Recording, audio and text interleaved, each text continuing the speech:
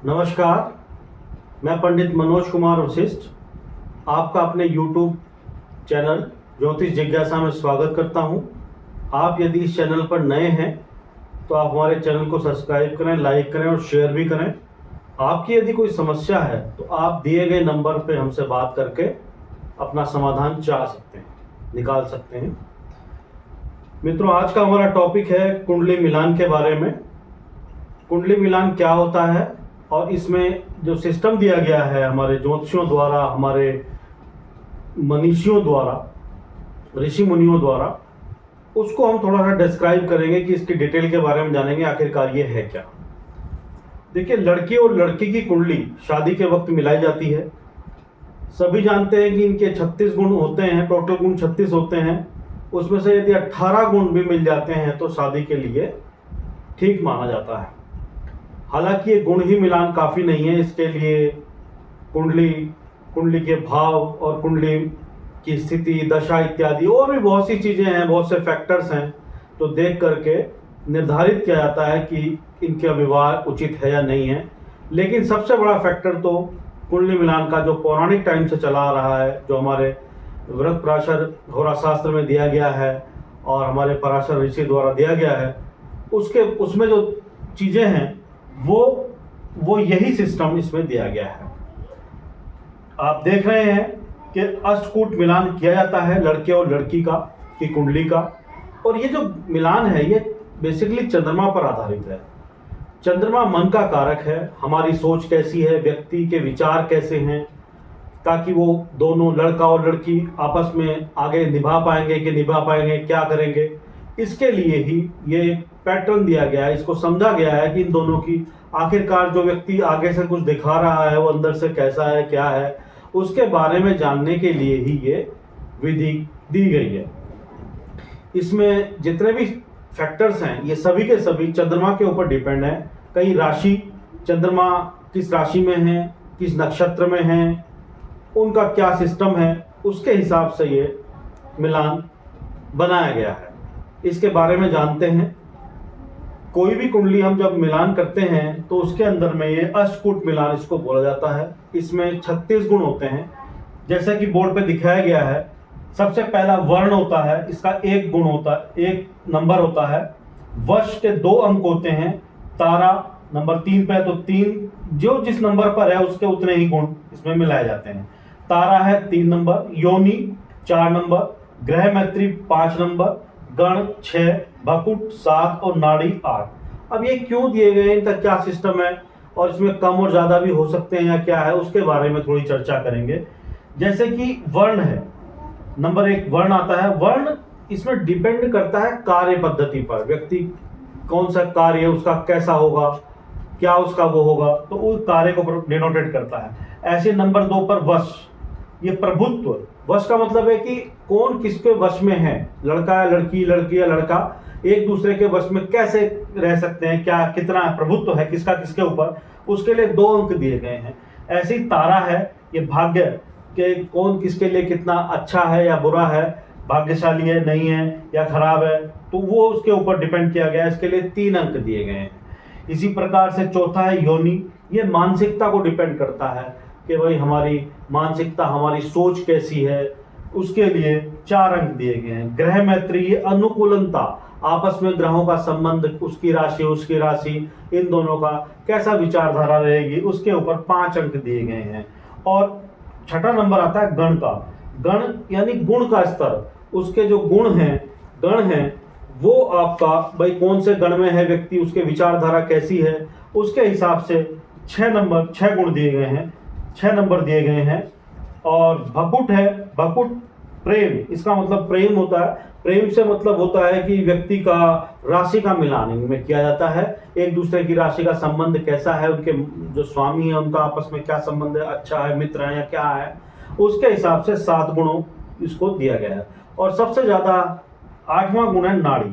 नाड़ी यानी ये श्वास को डिनोटेट करता है कि भाई नाड़ी एक है या अलग अलग है, इसके सबसे ज्यादा अंक हैं 8 नंबर। और ना मिलने पर, मतलब नाड़ी यदि एक ही हो दोनों की तो 0 होता है, अलग अलग नाड़ी हो तो 8 नंबर दिए जाते हैं। अब देखिए नाड़ी, इसमें जो ये वर्ण दिए गए हैं 8 के 8 जो आपके अष्टकूट मिलान है, ये टोटल मिलकर के 36 होते हैं। इसमें से यदि 18 गुण मिल जाते हैं तो वो हमारे ऋषि मुनि ने कहा है कि 18 गुण पर्याप्त हैं विवाह करने के लिए। लेकिन यह है कि आज के युग में 18 उससे कम गुणों पर भी बहुत से विवाह सफल हैं, और बहुत ज़्यादा गुण मिलने पर भी कई बार दिक्कतें आती हैं। तो उसके लिए और हमारी कुंडली का पूरा अध्ययन किया जाता है। कुंडली में और भी योग हैं, दशाएं हैं, उनके ऊपर भी डिपेंड होता है, लेकिन बेसिक उसका आधार यही है।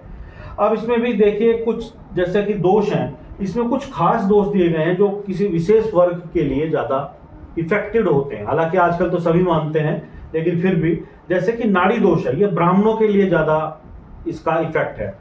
ऐसे ही वर्ण दोष है, ये क्षत्रियों के लिए इसको ज़्यादा देखा जाता है। गण दोष वैश्यों के लिए, और योनि दोष शूद्रों के लिए माना जाता है। इस प्रकार से ये दिया गया है।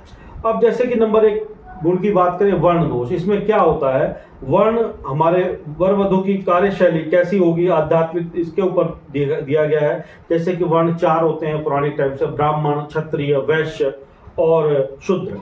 तो अगर मान लिया लड़का है लड़की किस वर्ण के हैं, तो उनकी जो ये ब्राह्मण वर्ग है, जैसे कि आप जानते हैं कि ये थोड़ा पढ़ा लिखा है, शिक्षा से जुड़ा हुआ है। क्षत्रिय थोड़ा गर्म प्रवृत्ति के, ताकतवर उस तरीके के होते हैं। वैश्य थोड़ा धन कमाने वाले इस प्रकार का है, और शूद्र काम को प्रायोरिटी देने वाले लोग हैं।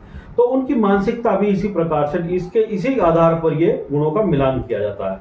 तो इसमें जो अधिकतम गुण है वो 1 है और 0 है। अगर मान लिया मित्र है तो आपस में तो ठीक है, ब्राह्मण का इसके साथ में है, उसके साथ में है, तो उसके हिसाब से इसमें अंक दिया जाता है। अब वैसे वश है, दूसरे नंबर पर वश आता है। वश का मतलब यह गुण पति पत्नी में कौन प्रमुख होगा इसके ऊपर डिपेंड होता है। यह इसमें राशियों के आधार पर एक्चुअली ये डिपेंड है। इसमें चतुष्पद, कुछ राशियां चतुष्पद जिसमें 4 पैरों वाला जो होता है, इस प्रकार से दिया गया है। कुछ राशियां मानव के हिसाब से दी गई हैं, जलचर, वनचर और कीट, इस प्रकार से इसमें डिनोटेड किया गया है। जैसे कि कुछ राशियां हैं उनका, जैसे मेष राशि, वृषभ राशि, धनु राशि का बाद का भाग और 10 मकर राशि का पूर्व का भाव, ये चतुष्पद में आती हैं। इसी प्रकार से मानव है तो ये कुंभ, कन्या, मिथुन, तुला और धनु राशि का पूर्वार्ध भाग मानव में आएगा। जलचर राशियां जो हैं वो कर्क राशि, मकर का पूर्वार्ध और मीन राशि हो गई। इसी प्रकार वनचर सिंह राशि होगी, और कीट वृश्चिक राशि मानी गई है। इनका मिलान होता है आपस में कि भाई अगर मान लिया ये इस राशि में बैठे हैं, ये दूसरी राशि में बैठे हैं, तो इनका आपस में बैर है या क्या है, तो उसके आधार पर इसमें 2 गुण या उससे कम 1 गुण, आधा गुण और 0 गुण दिए गए हैं।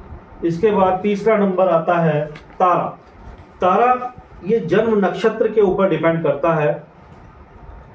जन्म नक्षत्र, लड़के के जन्म नक्षत्र से लड़की का जन्म नक्षत्र गिना जाता है, और लड़की के जन्म नक्षत्र से लड़के का जन्म नक्षत्र को देखा गया है। तो इसमें तारा कई प्रकार की बताई गई हैं, जैसे कि जन्म तारा, संपत, विपत, क्षेम, प्रत्यरी, साधक, वध, मैत्र और अति मैत्र। इसमें भी 3 गुण दिए गए हैं, अधिकतम 3 हैं और उससे कम 1.5 है, और उससे भी कम फिर 0 गुण आता है। जैसे कि जन्म तारा है, संपत है, विपत है, नाम से ही संपत है तो अच्छा होगा, विपत है तो खराब होगा। ऐसे क्षेम है, प्रत्यय यानी शत्रु वाला भाव हो गया, नाम से ही साधक है तो अच्छा होगा, वध है तो खराब होगा, और मैत्र, अति मैत्र, ये मित्र मतलब के मित्र, और अति मैत्र यानी बहुत ज़्यादा घनिष्ठता, तो उसमें पूर्ण अंक दिए गए हैं। तो इनका पूरी डिटेल में अगर हम जाएंगे तो बहुत लंबा वीडियो बन जाएगा, तो इसको हम शॉर्ट में समझ लेते हैं कि इसमें तारा में जन्म नक्षत्रों से दूसरे लड़के और लड़की के आपस में नक्षत्रों की गिनती करके एक सिस्टम बनाया गया है जिसमें कि अंक दिए गए हैं। इसमें अधिकतम अंक 3 होते हैं। इसके बाद चौथा नंबर योनि का आता है। योनि नक्षत्रों के हिसाब से योनि का विचार किया जाता है। इसके 4 पॉइंट हैं। इसमें अधिकतम 4, उससे कम 3, उससे कम 2, 1 और 0 नंबर दिया जाता है। योनि में भी इसमें एक्चुअली एक तरीके से देखा जाए तो ये हमारा मानसिकता के ऊपर डिपेंड है, लेकिन ये इसमें हमने जो सिस्टम को डिस्क्राइब किया गया है वो पशुओं के नाम पर किया गया है। जैसे कि कुछ गौ हैं, सिंह है, व्याघ्र है, नकुल, नेवला वगैरह, इस प्रकार से एक सिस्टम के तहत नक्षत्रों को इसमें बांट करके उसके हिसाब से इसमें योनि का निर्माण किया गया है। अब जैसे कि कुछ इसमें जो आपस में बैर रखते हैं उसके ऊपर भी डिपेंड किया गया है। जैसे कि गौ का व्याघ्र के साथ बैर है, नकुल नेवला जिसे बोलते हैं सर्प के साथ उसका बैर है, ऐसे सिंह का हाथी गज के साथ में बैर है, अश्व है तो महिष भैंस वगैरह, स्वान मृग, वानर मेष और मूषक मरजाक, ये आपस में एक दूसरे के शत्रु माने गए हैं। तो अगर ये मिलते हैं तो इनमें 0 गुण दिए जाते हैं और बाकी एक दूसरे में कहीं कोई सम है, कोई मित्र है, उस हिसाब से इसको डिस्क्राइब किया गया है। और इसमें 4 अंक सबसे ज़्यादा हैं और 3, 2, 1, 0 इस प्रकार से अंक दिए जाते हैं। तो ये योनि का मिलान होता है, इस तरीके से किया जाता है। और 5वां नंबर आता है ग्रह मैत्री का। इसमें 5 अंक सर्वाधिक हैं, उसके बाद 4, उसके बाद 3, 1, आधा और 0 अंक भी दिया जाता है। इसमें वर और कन्या की राशि का आपस में मैत्री संबंध देखना पड़ता है कि दोनों की राशि के स्वामी कौन है, क्या वो आपस में मित्र हैं, क्या वो आपस में शत्रु हैं, क्या वो सम हैं, उस तरीके से इसको डिस्क्राइब किया गया है। और यदि दोनों की एक ही राशि है तो 5 गुण इसमें दिए जाते हैं। यदि दोनों सम हैं, दोनों की राशि के स्वामी सम है तो 3 गुण दिए गए हैं। यदि एक मित्र है, एक सम है तो 4 गुण दिए गए हैं। इसी प्रकार से यदि एक मित्र है, दूसरा शत्रु है तो 2 गुण दिए गए हैं, जिसमें कि एग्जाम्पल के रूप में चंद्र और बुध। यहाँ पर जो है बुध चंद्रमा का शत्रु है, जबकि चंद्रमा बुध के साथ में मित्रता रखता है। ऐसे ही जो है यदि इसमें यदि दोनों शत्रु हैं तो 0 अंक दिए गए हैं, यदि एक सम है और दूसरा शत्रु है तो 1 अंक दिया गया है। जैसे कि शुक्र और बृहस्पति है, शुक्र बृहस्पति के साथ में मित्रवत व्यवहार करता है लेकिन बृहस्पति शुक्र के साथ में शत्रुवत व्यवहार करता है। तो इस प्रकार से यहाँ पर ग्रह मैत्री का मिलान किया जाता है और इसमें 5 अंक सर्वाधिक दिए गए हैं। इसके बाद 6ठा नंबर आता है गण मैत्री का। गण दोष जो होता है वो गण किस हिसाब से किया जाता है, इसमें 3 प्रकार के गण दिए गए हैं, देव, मनुष्य और राक्षस।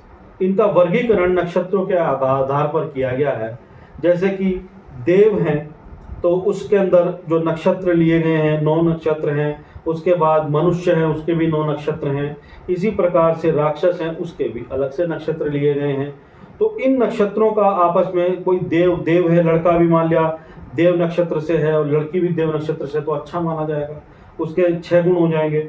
और यदि नहीं है तो उसमें कुछ कम भी होंगे, लेकिन यहाँ पर ज़्यादातर 6, 5, 1 और 0 की तुलना में अंक दिए जाते हैं। तो इसी प्रकार से जैसे कि देव नक्षत्र में कौन आते हैं अगर ये कहा जाए तो जैसे कि ये पुनर्वसु, अनुराधा, मृगशिरा और आपका पुष्य, स्वाति, हस्त, श्रवण, रेवती, अश्वनी इत्यादि ये जो नक्षत्र हैं ये देवगण के नक्षत्र हैं। मनुष्य के अंदर अगर आएगा तो रोहिणी, पूर्वा फाल्गुनी, पूर्वाषाढ़ा, पूर्व भाद्रपद, उत्तरा फाल्गुनी, उत्तराषाढ़ा, उत्तरा भाद्रपद, भरणी, आद्रा इत्यादि जो नक्षत्र हैं ये आपके मनुष्य के अंदर आएंगे। राक्षस के अंदर में मघा, आश्लेषा, धनिष्ठा, ज्येष्ठा, मूल, सतविषा, कृतिका, चित्रा और विशाखा ये नक्षत्र राक्षस गुण को प्रदर्शित करते हैं। तो इनका भी ऐसे ही इसी प्रकार से मिलान किया जाता है। यदि देव का मनुष्य के साथ में है तो उसमें कुछ अंक अच्छे मिलेंगे हमें, यानी कि यहाँ पर 5 अंक मिलेंगे, और अगर मान लिया राक्षस के साथ में है तो कम मिलेंगे। इस तरीके से 0 का मिलान किया जाता है। इसी प्रकार जैसे कि लड़का और लड़की यदि दोनों का एक ही गण है तो 6 गुण होंगे। लड़का देव, लड़की देव, लड़का मनुष्य है तो 5 गुण होंगे। लड़की यदि देव है तथा लड़का राक्षस उसके है तो 1 गुण मिलेगा। लड़की मनुष्य है, लड़का देव है, 6 गुण मिलेंगे। लड़की प्लस लड़का दोनों राक्षस, यदि लड़का और लड़की में से दोनों में से कोई भी राक्षस हो और उनका देव या मनुष्य के साथ में संपर्क होगा तो 0 अंक मिलेंगे। इस तरीके से तो ये सिस्टम है इसका। इसके बाद 7वां अगला नंबर आता है भकुट का। ये हमारा 7वां गुण है। इसके लिए 7 अंक दिए जाते हैं। राशि का इसमें क्या होता है कि भकुट के अंदर हम राशियों का मिलान करते हैं। दोनों कुंडलियों में दोनों की राशि कौन कौन सी राशि है वो आपस में एक दूसरे से कितनी दूर बैठे हैं, यानी 2 और 6 पर मान लिया बैठे हैं, 2 12 पर हैं, एक दूसरे से कितने भाव आगे बैठे हुए हैं, इस प्रकार से उनका मिलान किया था। उसके हिसाब से इसको अंक दिए गए। इसमें 7 अंक अधिक हैं और 0 है। जैसे कि अगर एक दूसरे की राशि 2 और 12 स्थान पर है तो वो, जैसे कि सपोज करो एक की चंद्रमा है और एक की राशि मान लिया मेष है और उसकी वृषभ है, तो ये उससे अगला स्थान हो गया, दूसरा हो गया। और ऐसे ही अगर मान लिया मीन राशि आ जाती है, मेष राशि, एक मेष है और एक मीन राशि आ गई, तो वो 12वें स्थान पर चली गई लड़के की और लड़की की। तो इस प्रकार से वो द्विद्वादश बन गया। इसी प्रकार से इसमें गुणों का शताष्टक है। अगर लड़का और लड़की की राशि आपस में एक दूसरे से छठे या 8वें स्थान पर रहती है, अच्छा नहीं माना जाता है। द्विद्वादश, छठे, 8वें, इसमें 4, 9 और 5 पंचम नवम को भी अच्छा नहीं माना गया है। और जो अच्छा माना गया है वो 3, 11, 1, 7 और 4, 9 को इसमें ठीक माना गया है। इस प्रकार से इसमें कुछ विद्वानों ने इसमें कुछ अलग अलग प्रकार के वक्तव्य भी दिए हैं, लेकिन मिलान इसी तरीके से इसमें होता है। इसके 7 अंक दिए जाते हैं। इसके बाद सबसे अंतिम है नाड़ी दोष। नाड़ी दोष को काफी 8 नंबर दिए गए हैं सबसे ज्यादा। तो नाड़ी ब्राह्मणों के लिए विशेष रूप से इसको महत्वपूर्ण ज्यादा कहा गया है, लेकिन आजकल ये सभी के लिए महत्वपूर्ण है, ये मान के चलें। इसमें नक्षत्रों का ही कॉन्सेप्ट होता है। 3 नाड़ियां होती हैं, आदि, मध्य और अंत है। 3 नाड़ियों में यदि हम इसको डिस्क्राइब करें, आदि नाड़ी 1 से 9 नक्षत्र तक होती है, मध्य नाड़ी 10 से 18 तक होती है, 18 नंबर नक्षत्र तक होती है, और अंतः नाड़ी 19 नक्षत्र से 27वें नक्षत्र तक होती है। इसमें क्या होता है कि अगर दोनों लड़का और लड़की एक ही नाड़ी से आते हैं तो ये अच्छा नहीं माना जाता, इसमें 0 अंक दिया जाता है। लेकिन अगर इनकी नाड़ी अलग अलग है तो इसमें 8 अंक प्रदान किए जाते हैं। इसके पीछे वैज्ञानिक कारण भी है। अगर मान लिया दोनों लड़का और लड़की एक ही नाड़ी के हैं तो ऐसा भी माना जाता है कि भाई हो सकता है इनके पूर्वज कभी कई पीढ़ियों पहले एक रहे हों, और साइंटिफिक रूप से जो बीमारियां एक दूसरे के परिवारों में चली आ रही हैं वो बीमारियां बच्चों में रिपीट हो सकती हैं या इनको आपस में हो सकती हैं। इस प्रकार का भी इसमें दिया गया है। वैसे ये वात, पित्त, कफ का निर्माण आदि नाड़ी वात, मध्य नाड़ी पित्त और अंत्य नाड़ी कफ को प्रदर्शित करती है। बेसिकली स्वास्थ्य के लिए ज़्यादा बेटर उसमें दिया गया है। पौराणिक टाइम में ये दिया जाता था नाड़ी दोष तो मृत्यु हो जाएगी, आज के टाइम में मृत्यु वगैरह तो नहीं होती है। लेकिन अगर दोनों की नाड़ियां एक हैं और हम विवाह कर रहे हैं तो कई बार शादी के बाद में उनके स्वास्थ्य में दिक्कत आने लगती है। लड़का या लड़की में से कोई एक या दोनों बीमार होने लगते हैं या कोई ना कोई समस्या उनको घेरे लेती है। इस प्रकार से इसके सबसे ज़्यादा अंक दिए गए हैं। इसमें परिहार भी है, मान लिया इसका काट भी है। हर गुण का कुछ ना कुछ, मान लिया कोई प्रॉब्लम्स है तो उसकी काट भी या परिहार के रूप में दिया गया है। जैसे कि मान लिया दोनों की नाड़ी अगर एक है लेकिन उनके राशि स्वामी, जैसे कि दोनों की एक राशि है तो उनके यदि आपके नक्षत्र अलग अलग हैं तो हम उसको कर सकते हैं। या नक्षत्र के चरण अलग अलग हैं तब भी हम, अगर एक नक्षत्र भी है लेकिन उनके चरण अलग अलग हैं तब भी उसको हम नाड़ी दोष से मुक्त कर सकते हैं। इस प्रकार से इसको छूट भी दी गई है। तो ये कुल मिलाकर के टॉपिक है कि इसमें इस प्रकार से 36 गुण होते हैं।